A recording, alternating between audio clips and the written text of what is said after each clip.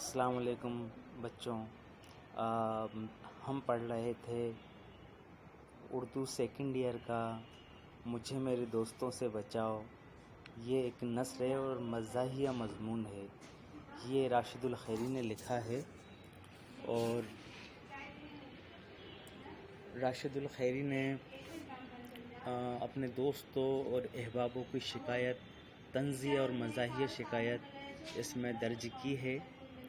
وہ اپنے دوستوں کا یہاں پر بیان کرتے ہوئے کہتے ہیں کہ میرے دوست فلاں فلاں، انہوں کا نام ذکر کیا ہے، جیسے ایک احمد مرزا ہیں جو کہ بہت اتاولے سے آتے ہیں اور آہستہ آتے ہیں جیسے طوفان آتا ہو۔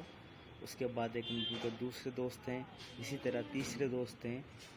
ان دوست نے ان کو اپنے گاؤں بلایا ہے، اپنی وہ ایک ریاست کے مالک ہیں کہ آپ یہاں پر آ جاؤ، یہاں پر آپ کا بہتر طریقے سے آپ کو لکھنے کا موقع ملے گا اور یہاں پر آپ کو کسی بھی طرح کی کوئی تکلیف نہیں ہوگی۔ ان کے بہت زیادہ کہنے پر وہ وہاں پر چلے گئے ہیں۔ اس کے بعد کیا ہوتا ہے، جیسے ہی وہ اس ریاست میں لکھنے کے لیے، اپنے مضمون کو لکھنے کے لیے بیٹھتے ہیں تو ان کے جو دوست ہیں تحسین میاں، وہ آ جاتے ہیں۔ وہ آنے کے بعد میں وہ ان سے کہتے ہیں کہ سر ابھی اتنی جلدی کیا ہے؟ عرض کرتے ہیں کہ ابھی اتنی جلدی کیا ہے، ابھی تو بس آپ آئے ہو، ابھی تھوڑا سا گاؤں کو گھوم لو اور یہاں پر تھوڑا سا تفریح کر لو، اس کے بعد یہ ساری چیزیں ہو جائیں گی۔ کہتے ہیں کہ میں ایسی محبت آمیز اصرار کو انکار کیسے کر سکتا تھا۔ مختصر سامان پڑھنے لکھنے کا لے کر ان کے ساتھ ہو لیا۔ ایڈیٹر مؤلف سے وعدہ کر چکا تھا کہ ایک خاص عرصے میں ان کی خدمت میں ایک مضمون پہنچا دوں گا۔ شاکر خان صاحب کو کوٹھی پر پہنچ کر میں نے وہ کمرہ دکھایا جو میرے لیے تیار کر لیا گیا تھا۔ یہ کمرہ کوٹھی کی دوسری منزل میں تھا اور نہایت خوبی سے آراستہ تھا۔ ان کی ایک کھڑکی بائیں جانب کی طرف کھلتی تھی اور ایک نہایت ہی دل فریب منظر پر میری آنکھوں کے سامنے ہوا۔ صبح کو میں نیچے ناشتے کی غرض سے بلایا گیا۔ جب دوسرا پیالہ چائے پی چکا تو اپنے کمرے میں جانے کے لیے اٹھا ہی تھا کہ چاروں طرف سے اصرار ہونے لگا، ہیں کہیں ایسا غضب نہ کرنا کہ آج ہی سے کام شروع کر دو، اپنے دماغ کو کچھ تو آرام دو، اور آج کا دن تو خاص کر اس قابل کی ہے کہ سینری کا لطف اٹھایا جائے، یعنی کہ گاؤں آئے ہو تو گاؤں کی سینری کا لطف اٹھایا جائے۔ پھر وہاں سے 2 میل پر اختر نگر ہے، آپ کو وہاں کے رئیس راجہ طالب علی صاحب سے بھی ملوائیں گے۔ میرا ماتھا وہیں ٹھنکا کہ یہی حال رہا تو یہاں بھی فرصت معلوم ہے۔ سینکڑوں چیلے حوالے سے اس وقت تو وہیں سے بچ گیا اور میرے میزبان بھی میری وجہ سے نہ تھے، مگر مجھے بہت جلد معلوم ہو گیا کہ جس عنقا یعنی یکسوئی کی تلاش میں سرگراں ہوں، وہ مجھے یہاں بھی نہ ملے گی۔ اب وہ سمجھ گئے تھے کہ وہ ایک مخصوص جگہ پر اپنا مضمون طلب کرنے کے لیے گئے ہیں، وہاں بھی ان کو یہ جگہ نہیں ملے گی۔ میں جلد ہی سے اٹھ کر اپنے کمرے میں آیا اور اس وقت ذرا غور سے اس میز کی طرف دیکھا جو میرے لکھنے پڑھنے کے لیے تیار کی گئی تھی۔ میز پر نہایت قیمتی کامدار کپڑا بچھایا ہوا تھا، جس پر سیاہی کا ایک قطرہ گرانا گناہ کبیرہ سے کم نہیں تھا۔ یعنی کہ ہوتا ایسا ہے کہ جہاں پر مضمون نگار یا تنقید نگار یا نثر نگار یا غزل کار اپنی مضمون کو تعارف کرتا ہے، اپنے مضمون کو دیکھتا ہے، تو وہاں پر وہ جگہ عام طور پر تھوڑی سی گندی بھی ہو جایا کرتی ہے، تاکہ کچھ سیاہی کی وجہ سے، کچھ دوسری چیزوں کی وجہ سے۔ مگر یہاں پر انہوں نے اس طرح سے میزبانی کی تھی کہ ایک چھوٹی سی انک کو گرانا بھی ایک گراں تھا۔ چاندی کی دوات مگر سیاہی کی دیکھتا ہوں تو سوکھی، نہایت قیمتی اور نایاب مگر اکثر میں نب ندار تھا۔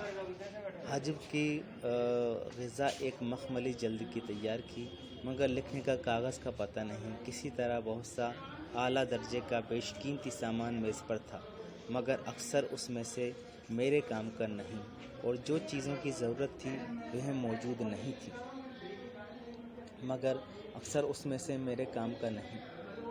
آخر کار میں نے وہیں پرانا سا استعمال مگر مفید بکس اور اپنی معمولی دوات اور قلم، جس نے اب تک نہایت ایمانداری سے میری مدد کی تھی اور میرے پرائے خیالات کو تیزی کے ساتھ قفیز کا غضب پہنایا تھا، نکالا اور لکھنا شروع کیا۔ یہ ضرور ہے کہ جن مرغان خوش نوا کی تعریف سے شعراء اس قدر رطب اللسان ہیں کہ ان کی اس عنایت سے میں خوش نہیں کہ اب سب کے سب میرے کمرے میں نیچے درخت پر جمع ہوں گے، اور شور مچانا شروع کر دیا۔ تاہم میں نے کوشش کر کے ان کی طرف سے کان بند کر دیے اور کام میں ہم تن مشغول ہو گیا۔ یعنی کہ ان کے جو دوست ان کو یہ کہہ کر لائے تھے کہ جہاں پر ہم جا رہے ہیں وہاں پر آپ کے لکھنے کے لیے معقول انتظام ہے اور وہاں پر آپ کو کسی بھی چیز کی ضرورت نہیں پڑے گی، لیکن انہوں نے دیکھا کہ ان کے مطلب کا وہاں پر تھا تو بہت اچھی، ساری چیزیں بہت بڑھیا تھیں، کچھ چاندی کی چیزیں تھیں، میز بھی بہت اچھی تھی، دوات بھی بہت اچھی تھی، لیکن ان کے مطلب کا وہاں پر کوئی سامان نہیں تھا۔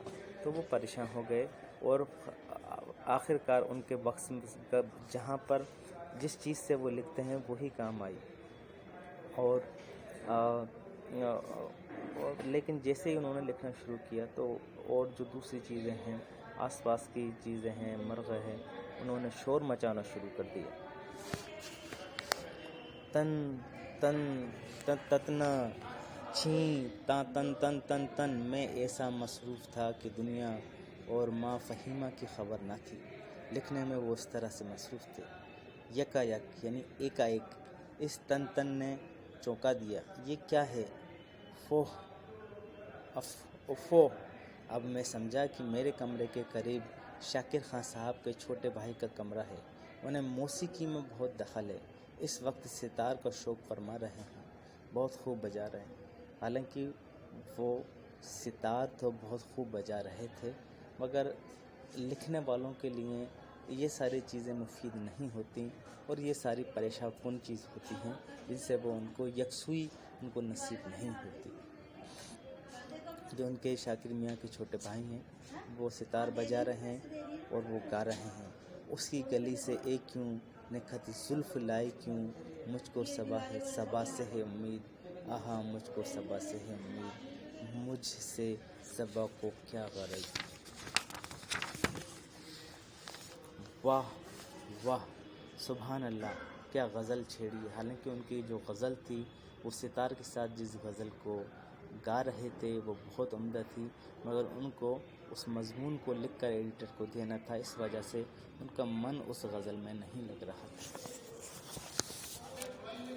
اس ترک سوار نو عرب یشرب نگری پہنچا دینا، کس رنگ میں ہے وہ حبیب مجھے دوا کی خبر، مجھے وا کی خبر یاد لا دینا۔ بہت ہی خوب، کمال کرتے ہیں۔ کوئی آدھا گھنٹے انہوں نے موسیقی کی مشق فرما کر مجھے میری خواہش کے خلاف محظوظ فرمایا، یعنی کہ روکے رکھا۔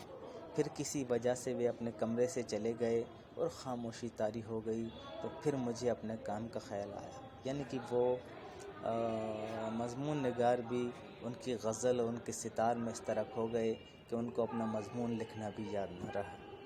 کوئی آدھا گھنٹہ انہوں نے موسیقی کی مشق کی۔ اے میرے خیالات تم ہی میرا گنجینہ، میرا خرابہ ہو، خدا کے لیے رحم کرو، میرے دماغ میں پھر آ جاؤ، یہ کہہ کر میں کاغذ کی طرف متوجہ ہوا اور دیکھو کہ کیا چھوڑا ہے میں اس فکر تک پہنچا دیا۔ ہم اس وسیع اور رفیع مضمون پر جتنا غور و فکر کرتے ہیں اتنا ہی اس کی مشکلات۔ اب وہ جیسے ہی انہوں نے ادھر دماغ لگایا تھا تو ان کے ذہن سے جو بات نکلی تھی، وہ جو بات سوچ رہے تھے وہاں تک وہ پہنچ نہ سکے، یعنی کہ وہ بھول گئے کہ وہ کیا لکھنا چاہ رہے ہیں۔ مثل کے آگے میں کیا لکھنے والا تھا، ریگ دریا کا اندازہ نہیں کر سکتے، ہرگز نہیں ایسا معلوم، فکر تو نہ تھا، مجھے یقین ہے کہ کچھ اور تھا، کوئی اعلیٰ درجے کی تشبیہ تھی یا فکرہ تھا، اور نہایت شاندار لطف تھا۔ میں ختم کرنے والا تھا تو خدا ہی جانتا ہے کیا تھا کیا نہ تھا، اب تو دماغ میں اس کا پتہ بھی نہیں، یعنی کہ وہ جو کچھ ان کے دماغ میں اس وقت چل رہا تھا وہ نہایت ہی نفیس اور بہت دل فریب تھا، لیکن ان کی شاعری نے، ان کی ستار نے وہ سب بھلا دیا تھا۔ اس کی گلی سے آئے کیوں، نکھر زلف لائے کیوں، مجھ کو صبا سے امید، مجھ سے صبا کو کیا قرض، یہی اب ان کے دماغ میں آ رہا تھا۔ مگر میرا تو صبا کے نام نے دماغ خالی کر دیا، اگر وہ آتی تو اور نکھت زلف بھی لاتی تو نہ معلوم کیا ہوتا۔ بہرحال اب مجھے وہ فکرہ ذرا سا بھی درست کرنا چاہیے، مشکلات کی بجائے کچھ اور ہونا چاہیے۔ ہم اس وسیع مضمون پر جتنا غور و فکر کرتے ہیں اتنا ہی ان کو پیش مباحث علمی جواہر کو جو ہمارے ملک و قوم کی علمی خزانے کو پر کرنے کے لیے کافی ہے، اور جن کی قدر آپ کے کہاں بھول پڑے ہیں، اتنے دنوں کہاں رہے۔ یہ بات ان کے دماغ میں بار بار آ جاتی ہے، جن کی قدر آپ کہاں بھول پڑے، اتنے دنوں کہاں رہے، یہ کیا محیل فکرے ہوئے۔ مطلب ان کے دماغ میں جو بات آنی چاہیے تھی وہ نہیں آ رہی تھی، اس کے سوائے دوسری باتیں ان کے دماغ میں آ رہی تھی۔ لا حول ولا قوت، میں بھی کیا گڑبڑا کر رہا ہوں، آپ کہاں بھول پڑے، اتنے دنوں کہاں رہے، یہ فکرے تو شاکر خان کے صاحب نے کسی دوست سے کہے تھے جو ابھی ان کے ملنے کے لیے آئے ہیں۔ میں مسرور وفیت میں انہیں ہی لکھ گیا، ہاں تو کاٹ کے فکرے درست کرنا چاہیے، اور جن کی قدر ابھی تک ملک و قوم کو معلوم ہوتی ہے، اور یہ ظاہر کوئی دروازہ کھٹکھٹاتا ہے، اتنی دیر میں کوئی دروازہ کھٹکھٹاتا ہے، یعنی کہ وہ جو لکھنا چاہ رہے تھے وہ کیا لکھ گئے، وہ شاکر میاں جو ان کے دوست تھے، ان سے ملنے کے لیے کوئی آیا تھا، وہ جو گفتگو کر رہے تھے اس گفتگو کو انہوں نے یوں کہ یوں لکھ دیا تھا۔ کون ہے؟ میں ہوں شبن، سرکار نے کہا ہے کہ اگر آپ کے تکلیف نہ ہو تو میں نیچے ذرا سی دیر کے لیے تشریف لائیں، کوئی صاحب آئے ہیں انہیں، اور سرکار انہیں آپ سے ملوانا چاہتے ہیں۔ بادل نخواستہ میں اٹھا اور نیچے گیا۔ شاکر صاحب کے دوست راجہ طالب علی صاحب تشریف لائے تھے، انہوں نے میرا تعارف کرایا گیا۔ تھوڑی دیر کے بعد وہ تشریف لے گئے اور مجھے بھی فرصت ملی، اور میں نے یکسوئی ہو کر لکھنا شروع کیا۔ تھوڑی ہی دیر ہوئی تھی کہ شبن نے پھر دروازہ کھٹکھٹایا، اور معلوم ہوا کہ پھر میری یاد ہوئی، ہمارے میزبان کی کوئی اور دوست آئے ہیں اور میں انہیں دکھانے کے لیے جاؤں گا۔ گویا میں بھی مثل کی اس عربی گھوڑوں کی طرح ہو گیا جسے میزبان نے حال ہی کے لیے ہی خرید لیا تھا، اور جو دوست کو استبل سے منگا کے دکھایا جاتا تھا، اس دوست سے نجات پا کر اور بھاگ کر میں پھر اپنے کمرے میں آیا۔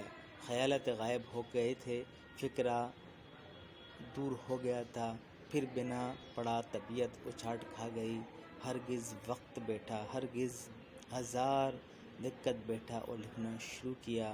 اب کی مرتبہ خوش قسمتی کی کوئی آدھا گھنٹے ایسا ملا جسے میں کوئی آیا یا نہ کوئی گیا، میرا قلم تیزی سے چل رہا تھا اور میں لکھتا جا رہا تھا۔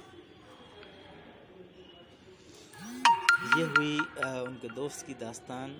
اب اس کے بعد ہم پڑھیں گے کل، تو ان کے 3 دوستوں کی داستان ہو چکی ہے۔ آخر میں یہ شاکر میاں ہیں جنہوں نے بہت فکر مندی سے بہت ہی التجا کر کے ان کو بلایا تھا، مضمون نگار کو۔ مضمون نگار بہت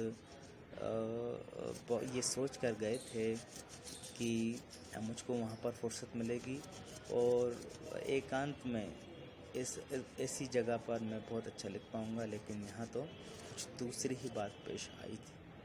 السلام علیکم۔